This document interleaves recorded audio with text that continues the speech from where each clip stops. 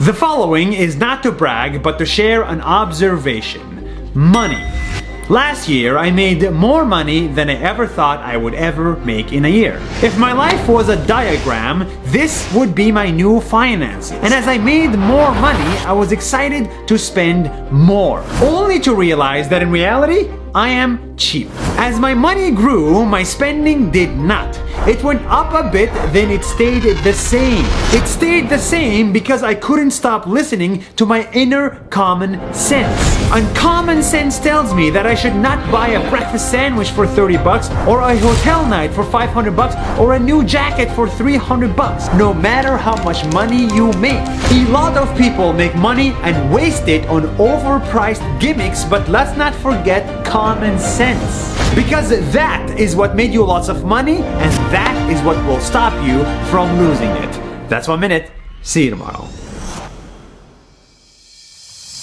The guy you see next to me is the secret Bitcoin billionaire.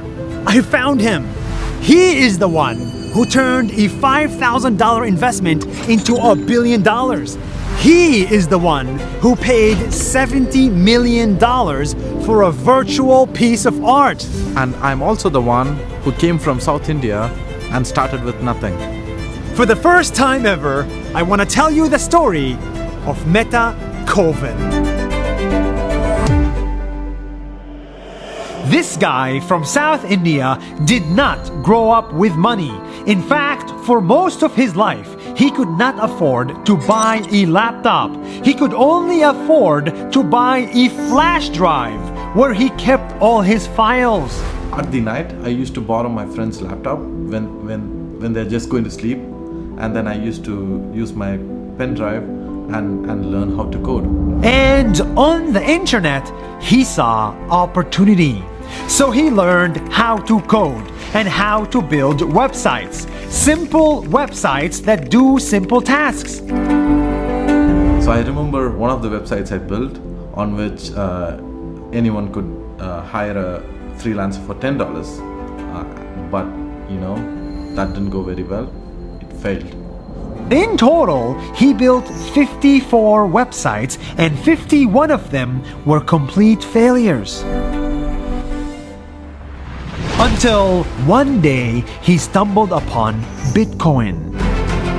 He immediately was drawn to the idea and realized that this Bitcoin technology could be big, really big.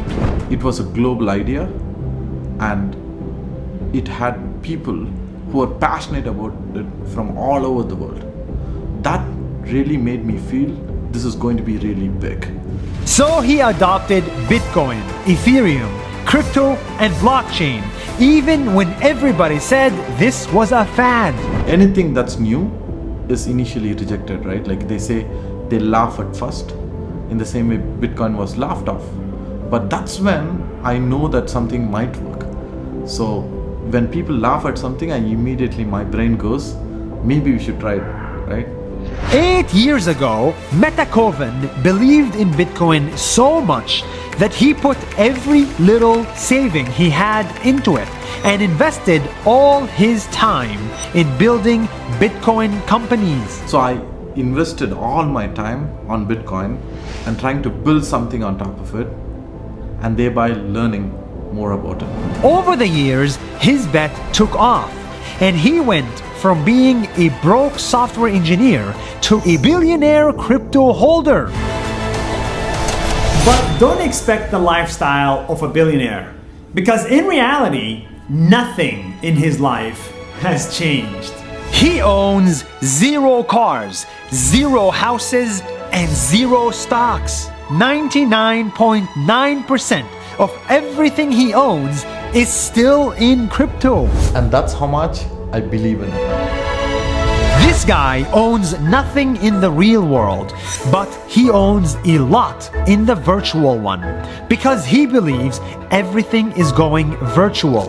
Money is virtual, land is virtual, and art is virtual. Apparently, his jacket is also crypto. How exactly is this crypto? Actually, there are only 40 pieces of this in this world.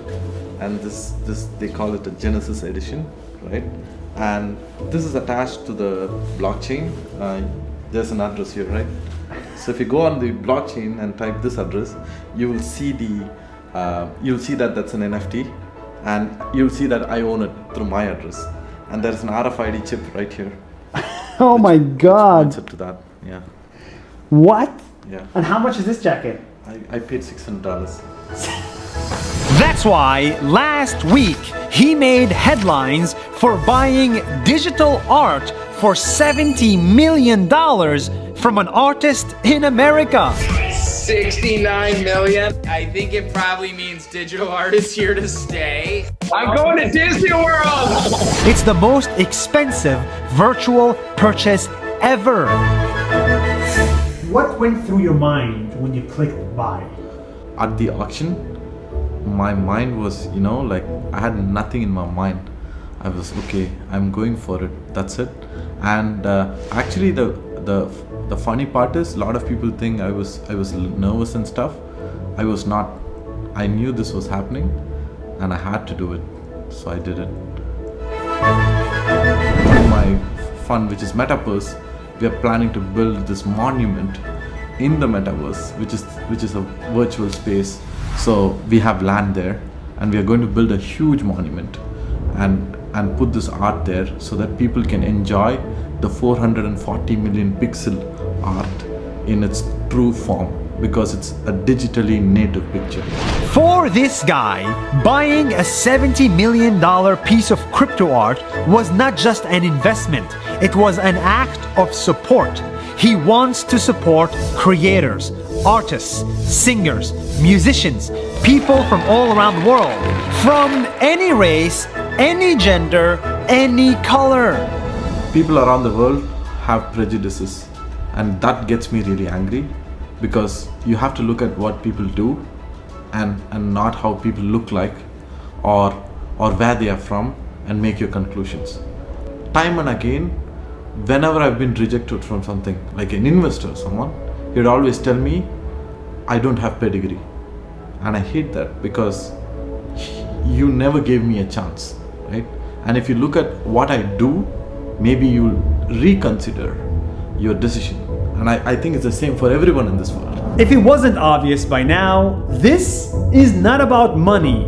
This is about decentralization. Decentralization is the idea that value will not come only from the West. It'll come from the rest. The next Gucci will not come from Italy. It'll come from Jordan. The next bank will not come from New York, it'll come from Vietnam, and the next billionaire will not come from San Francisco, they will come from South India.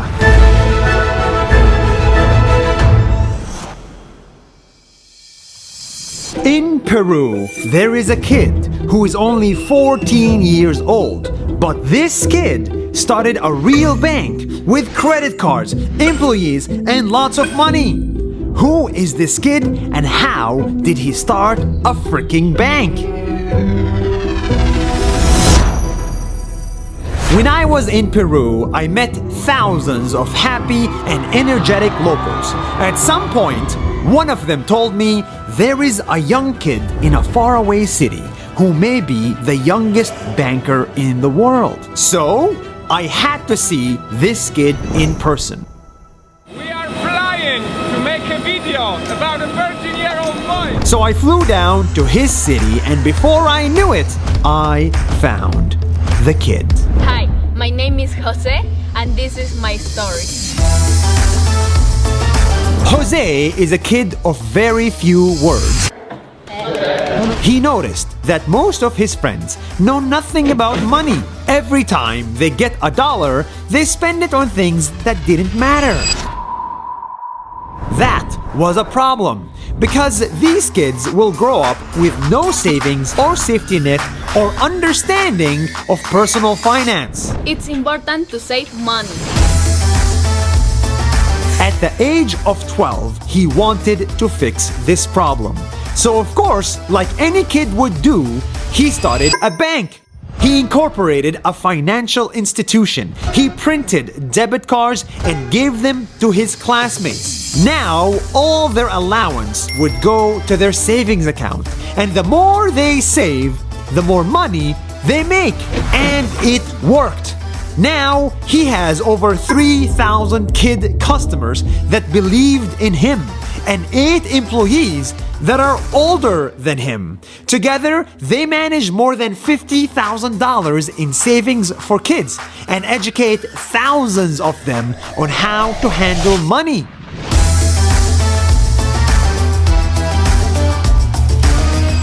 This is just the beginning. And here's the crazy part.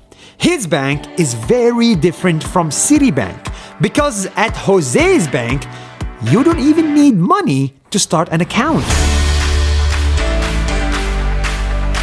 He started a program to help kids make money from trash. Any kid can bring in plastic waste and he will recycle it for them and give them money in their bank account.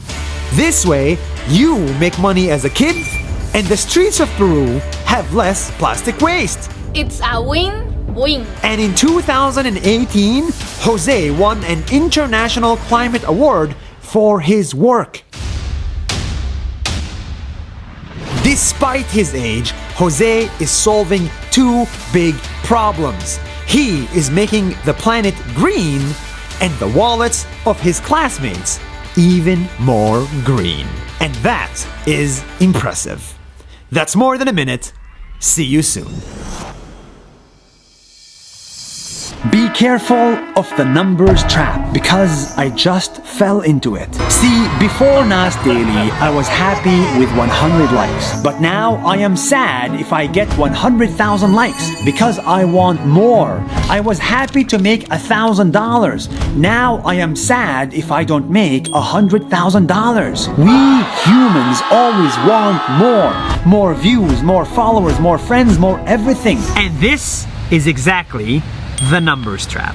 We are addicted to higher and higher numbers, but numbers never end. I don't know how to fix the numbers trap, but I do know that you too fall for it. You are also sad with numbers that would have made you happy years ago. You just want more and more. So this is the time to be careful of the numbers trap and be happy with whatever we get. That's 1 minute. See you tomorrow.